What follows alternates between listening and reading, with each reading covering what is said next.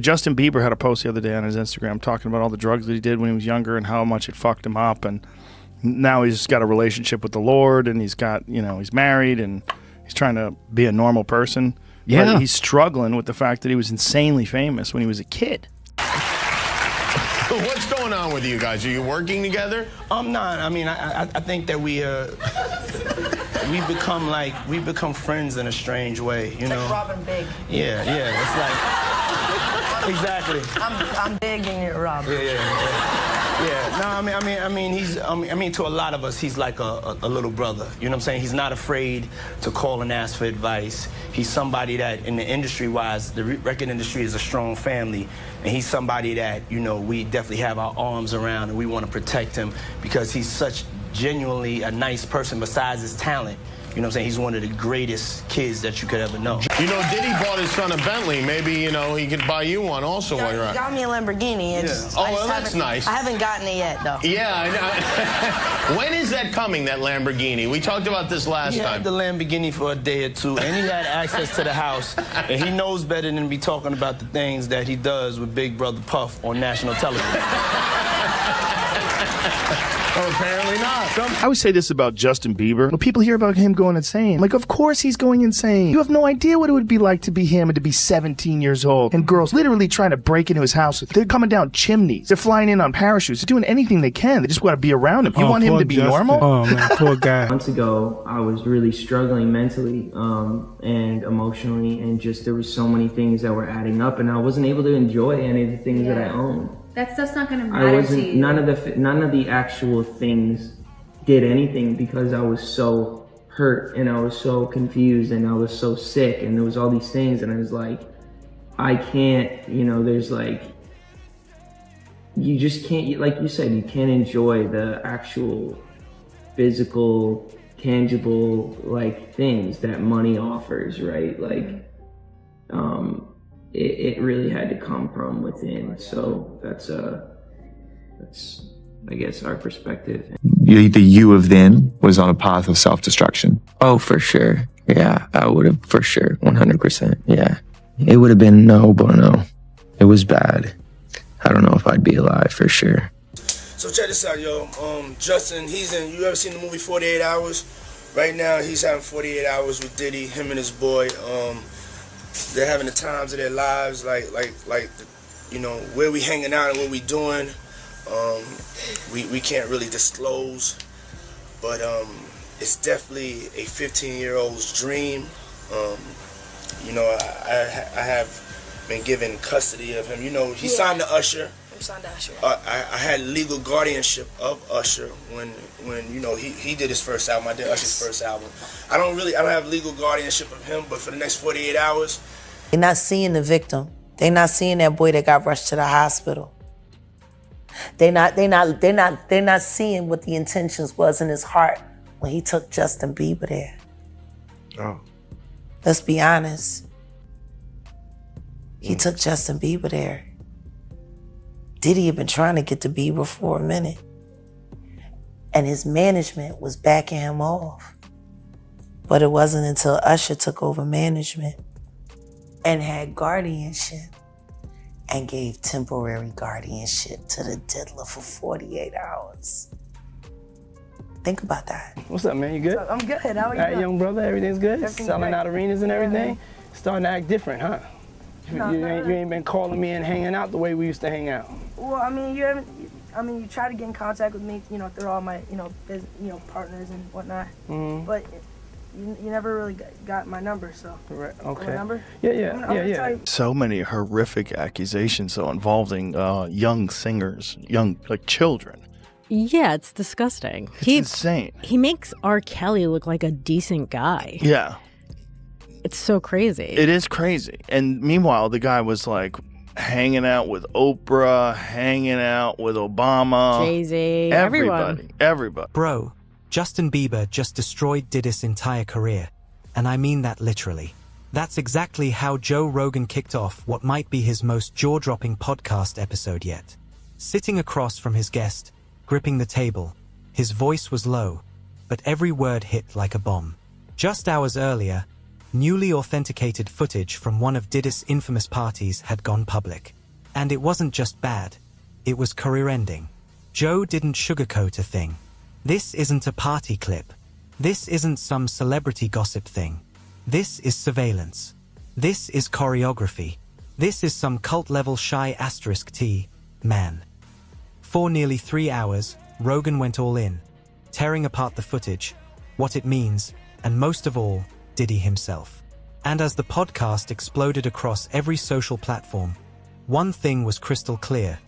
The era of Diddy was over. The industry's days of protecting Diddy were officially over. The video Justin Bieber leaked had already shaken the courtroom, but now, Joe Rogan was broadcasting it straight into living rooms across America. And that changed everything. This isn't just some famous dude getting exposed, Rogan said. This is an entire system cracking open.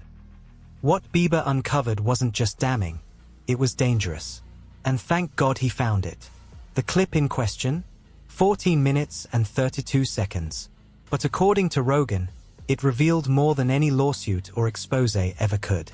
Bro, they're walking these people through hallways like sheep. You've got staff in uniforms, talking over radios, using this phrase, heartbeat reset, like it's some kind of ritual. Like, what the hell is that? Who does that? At a party? Rogan leaned in, eyes wide. The room fell silent. You didn't need to be a conspiracy theorist to feel it. Something was seriously wrong. You didn't have to be a genius to realize that wasn't VIP treatment. That was control. And control was the word Joe Rogan kept coming back to, over and over again. Because what Bieber's footage revealed wasn't just people moving around a party. It was calculated, choreographed, doors opening and closing on cue, lights pulsing red like some kind of signal, staff whispering about replenishing bins and linen shortages, all revolving around one central corridor, in a mansion owned by Diddy. Joe Rogan's reaction? Chilling. This is some Epstein-level *T, except now it's on video. You hear me? On video. And they can't unring that bell. The internet went nuclear. Clips of Rogan's reaction blew up in minutes. Rogan just ended Diddy trended on X. Millions of people, many of whom hadn't followed the case at all, were suddenly glued to the footage. And Joe wasn't done. This isn't just on Diddy, he said. This is on everyone who looked the other way. Everyone who stayed silent. Everyone who went to those parties. Everyone who saw what was happening and looked the other way. And then Joe Rogan dropped the bomb. Where's Jay-Z? Where's Khaled? Where's Usher? These guys were there. They know what happened in those rooms. Just like that, the internet had its next headline. Joe Rogan calls out hip-hop elites over Diddy's dark secrets. The podcast wasn't just a reaction anymore. It became a rallying cry. Rogan didn't just express outrage. He connected the dots, exposing a web of silence and protection that had shielded Diddy for decades. But now, that shield was crumbling. Rogan pulled out court documents, reading aloud how prosecutors had matched Bieber's leaked video with access logs, router data, and even suspicious camera blackouts. This isn't some gotcha clip, he said. This is a ****** blueprint. And Bieber had the guts to hand it over to the government. He paused. And let's be real, he could have stayed quiet. He should have stayed quiet. But he didn't. He could have kept that footage buried. He didn't have to say a word. But he did. And that, Joe Rogan said, is real courage. He made one thing crystal clear. Justin Bieber isn't a snitch. He's a survivor. Everyone wants to stay quiet until it hits the fan, Rogan said. But Justin? He stepped up. And now the whole damn building is burning. Then Rogan dug even deeper. He pulled up old headlines, the infamous white parties, the so-called mentorships, and the strange guardianship rumors surrounding artists like Usher. He played old interviews where Diddy boasted about keeping people under his wing, sometimes literally. This guy's been pulling weird power moves for years, Rogan said. And people laughed it off, called it eccentric or some ***T. It wasn't. It was grooming. It was manipulation. And now we've got the footage to prove it. With every word, the stakes got clearer. This wasn't just about Diddy anymore. It was about an entire culture that let it happen. Rogan didn't hold back. These events weren't private. They were organized. And people knew. And if Bieber's 14-minute clip was just the beginning, the industry was about to face a reckoning. Tools, catgut can make mistakes. See if a 14-minute clip shows this much. Imagine what hasn't come out yet. Joe Rogan didn't need to say much more. The silence that followed said it all. How many nights like that one happened, and were never caught on tape? As the podcast rolled into its final hour, Rogan started reading live messages from viewers, victims, whistleblowers, even former staffers, all flooding the inbox with the same message: finally. It's about time. Thank you, Joe. But Rogan wasn't backing off. This isn't over, he said. You think this is bad? Wait till the rest of the footage starts leaking. You think the feds are done? They're just getting started. And then, he turned his attention to the celebrities still standing by Diddy. If you're still defending this guy after what we just saw, you're not just tone deaf. You're complicit. Then came the moment that sent the internet into meltdown. Rogan stared directly into the camera and delivered the warning. If any of you were at those parties and you saw something, you better come clean. Because if Justin's footage proves anything, it's that nothing stays hidden forever. And just like that, the internet exploded.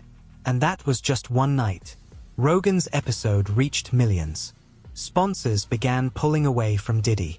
Courtroom pressure intensified. And the footage? It was no longer a sealed exhibit. It was public ammunition. Joe's message echoed across timelines, news feeds, and headlines. Diddy's empire isn't just cracked, it's collapsing. Because once the public sees what's really happening behind those doors, there's no going back. This wasn't just an expose. It was an execution. By the end of the episode, Rogan had one final message. To everyone out there who's been protecting monsters like this, your time is up. The age of silence is over. And then, he dropped the final line. Cold, final, and unforgettable. Diddy spent decades trying to control the narrative. But now, the truth's got receipts, timestamps, and video, and he's got nothing left to hide behind. Tools.